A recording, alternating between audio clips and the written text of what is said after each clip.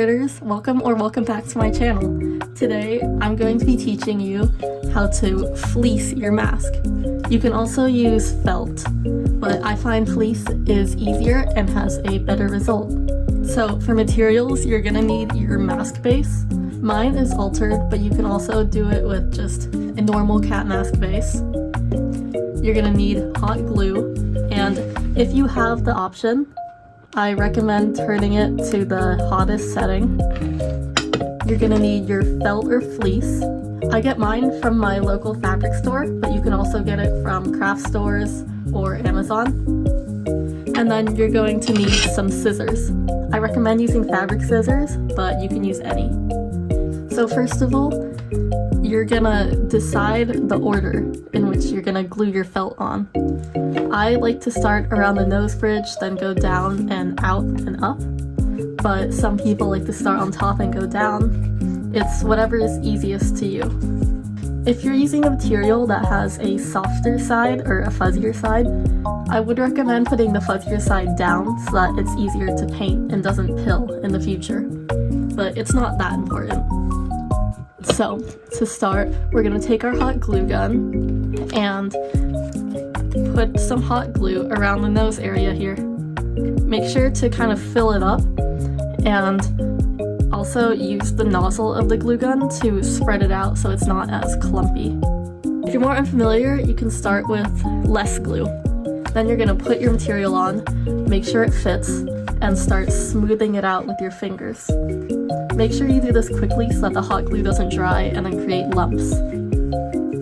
So, just gonna kind of move it around, push it down. Make sure not to press too hard or else you're gonna break your base. And then, yeah. Now if you're making a mask with a long snout, I'd recommend saving this part here for last.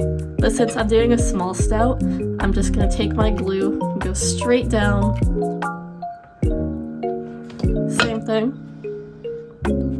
And then pull it and press it down. Down here you can get a lot of wrinkles, so make sure that you are pulling your material tight.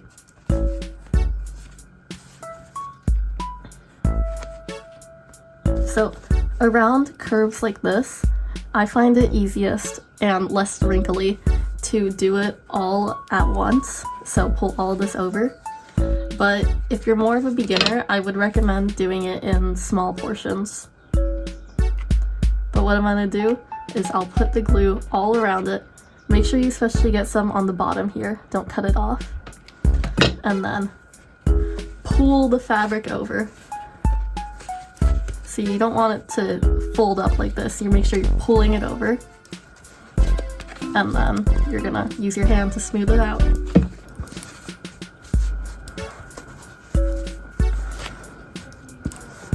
If it gets a little bit wrinkly like this on the bottom here, don't worry because we're gonna fix that later. Now, I like to just go up all of this right here. So, hot glue. Don't be too scared or worried. I know that felting can be pretty scary. When I was making my first mask, it was pretty intimidating. But if you mess up, you can always just rip off the felt and try again. Also, even if it's a little bit wrinkly, the paint covers it up. I've definitely had a lot of masks that have a lot of wrinkles, but they still look good in the end.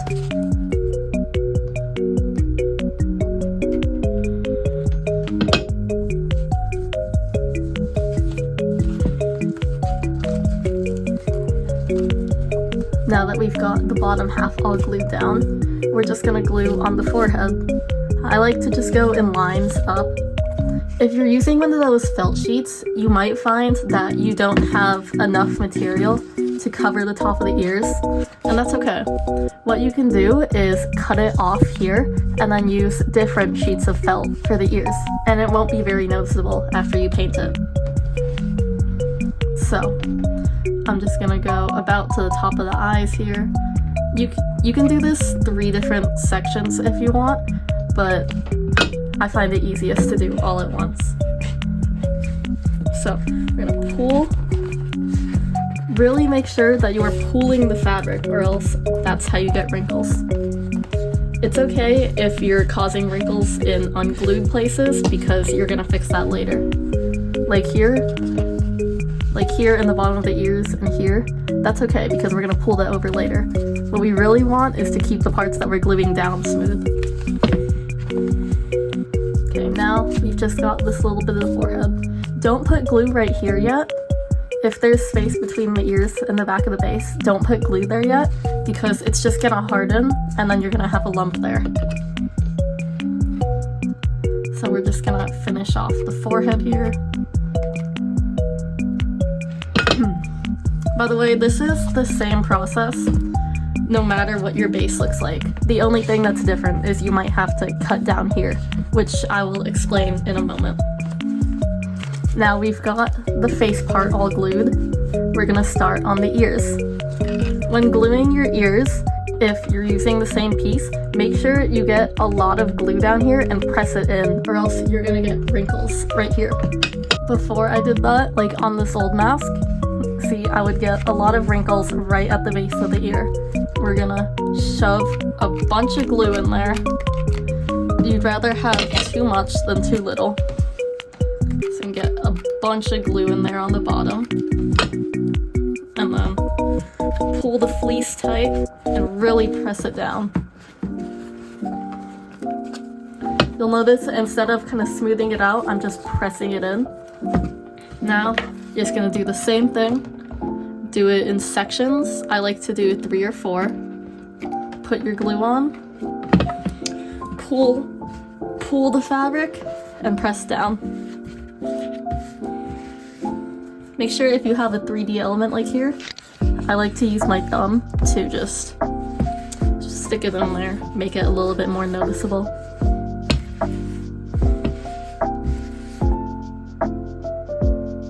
So just remember when you're felting, glue, make sure your glue is pretty flat or else if it dries you're gonna have bumps. So glue, pull, and press. Also make sure you don't glue your mask to the desk. And there we go, our ear all done. Now we're just gonna do that on the other side.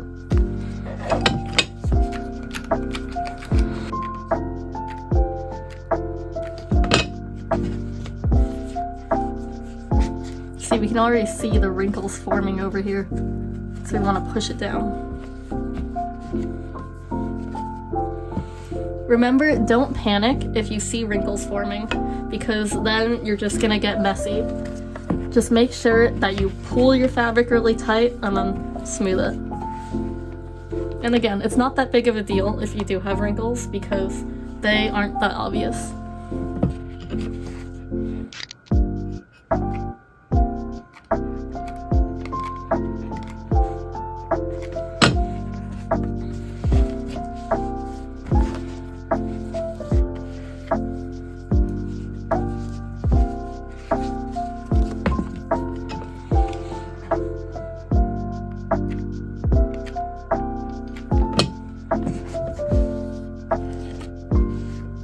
The main issue that I see with a lot of beginner mask makers and why they get a lot of wrinkly and not as smooth is, one, they use stiff materials. So while you can use those felt sheets, it is better to use something like fleece that has this stretch. Two, they kind of rush it. So like they'll try to do big areas when it is better to do smaller if you're not familiar. And then 3, they don't pull the fabric. Make sure that you're not just putting glue on and then you have to pull the fabric first and then push it down. If you want, you can even use sewing clips like this to hold the fabric down while you push it on. Now you should have the front of your mask stuck to it. You're going to take your scissors and trim off about 1/2 inch to 1 inch around the mask, depending on how thick your material is. So like this paper part, I wouldn't need that much, but this thicker EVA foam, I probably want to take about 1 inch.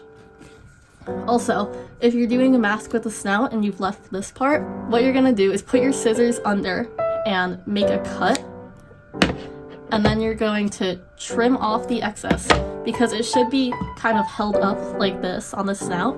Make a cut, trim off the excess, and then glue it down. You always would rather have too much material than too little. I've definitely left too little before, and it was noticeable. So here, since we haven't glued here, we're going to want to cut it right down to the ears. Yeah, remember, you can always cut down later, but it's pretty hard to add more. Now that we're all cut, we're gonna start gluing it over the sides. Make sure you do not just start gluing this, or else you're gonna end up with a very wrinkled, messy felting. Like, this is my first mask I ever felted, and I just started gluing it, and it's very messy. So what you're gonna do, and I like to start at the mouth, you're gonna pull it over, don't glue it, just pull it. Then you're gonna notice where the fabric starts to curve, and you're gonna cut there. So I'm gonna cut right here and right here. So now if I pull this flap, it's clean and this fabric goes down. Now you're just gonna do it all the way around. If you felted a mask before, you'll probably get to know where all the curves are, but this is a good technique if you're unfamiliar with your base. But you're generally just gonna make cuts where the shape changes. So this is all pretty much a straight line. I'm only gonna have to make 1 or 2 cuts, while around here, it's gonna be more.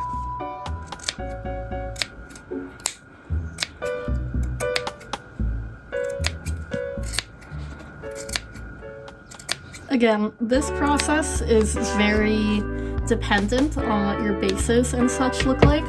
So even if it's not the same as mine, if you need more cuts or less cuts, that's fine, as long as it works for you. So now we have all of these little flaps. We're basically gonna do like mini felting. So we're gonna put glue on these flaps. Make sure not to burn yourself. I've definitely gotten hot glue on my hands by doing this. So you're gonna put your glue on these flaps, and then you're just gonna pull and press them up. Make sure that you are pushing the fabric up very tight, or else it's going to wrinkle on the edge. So you're gonna push it up. And then you're gonna do it with every flap you made. So glue, and then push it up. You can do multiple at once you get more comfortable. So we're gonna do these 2. We're gonna push it up and push it. Make sure that you push it the way that it wants to go. So if you're pushing it this way, but it's bending this way, push it this way, or else you're gonna have wrinkles.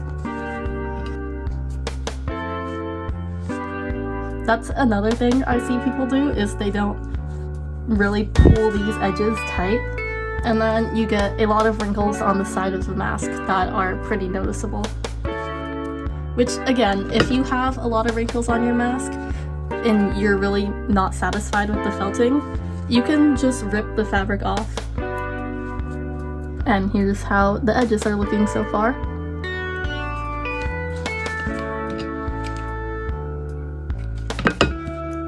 Push it up.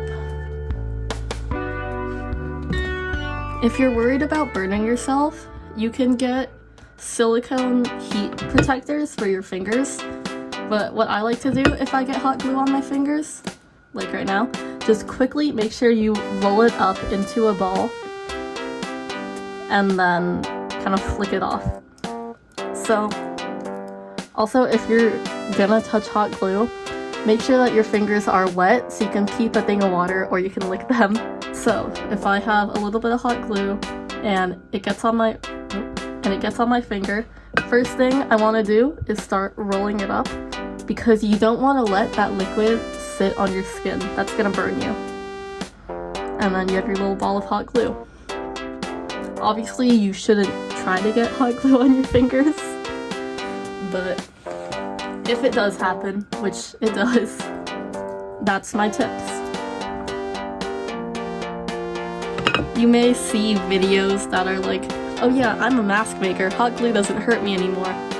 But especially if you're a beginner, it does hurt and it does burn. I have gotten burned by hot glue before and it is not fun. So keep yourself safe. I used to have a lot of trouble around the tips of the ears, but I find that cutting it into a lot of small sections makes it easy to felt.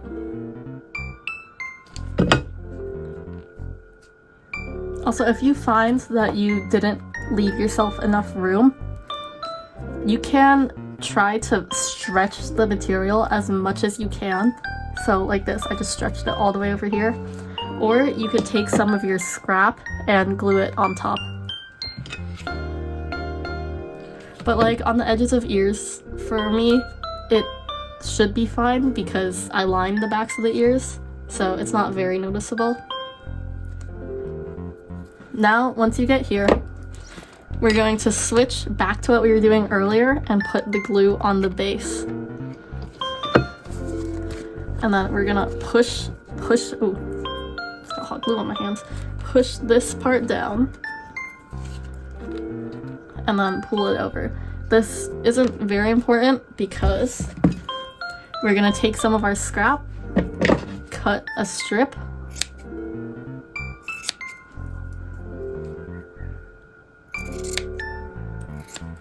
and we're gonna glue it over top in the back here to cover up this space. So we're gonna put some glue on, stick our scrap on,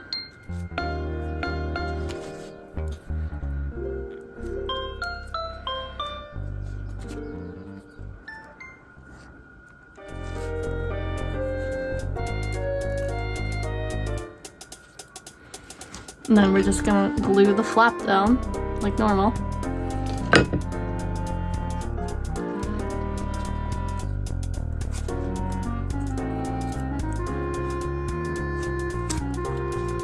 And then there, we got the back of our head. Also, make sure that when you're gluing around these holes here, you don't have your fingers on the other side or else you're gonna get burned. Now we're just gonna continue gluing like normal. Overall, felting just kind of takes a lot of patience because if you're rushing it and you're just like, boom, glue, boom, push it on, you're gonna get wrinkles. So make sure that you are taking your time in pulling the fabric tight. My biggest advice if you're a beginner and you've never felted before and you're afraid of felting is to take a piece of cardboard or something, just any scrap material you have lying around, and then a little bit of your fabric, and you can glue it on and test how to push it across. But the only thing that will give you experience is doing it yourself. But it does really upgrade your masks, and it's very fun. It's one of my favorite parts.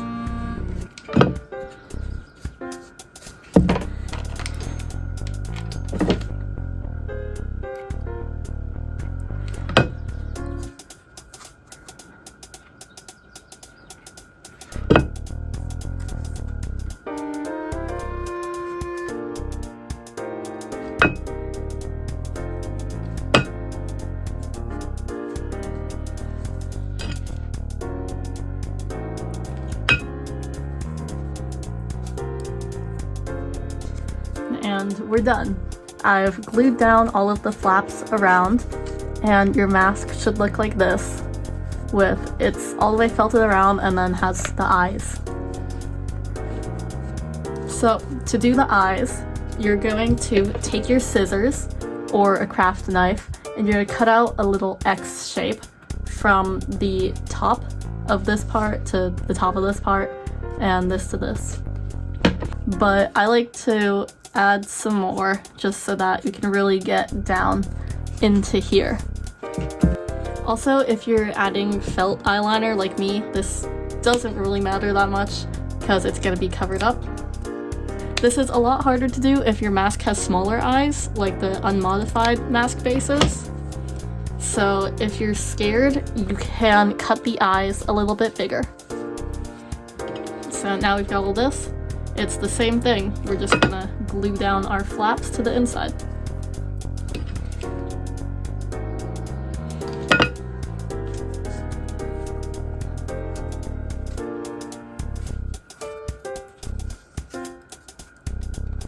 And then I like to check from the front how the eyes look, because sometimes you can't really tell from the back. And here's how it looks. Now we're just gonna do this on this side. So we've got our flaps, and then we're gonna glue them down. Remember to still stretch this out, because if you get wrinkles over here, it will show pretty obviously. Which, again, it's not that bad of a thing. Like, wrinkles don't ruin a mask, but I mean, the goal is to have smooth felting, so make sure you stretch it.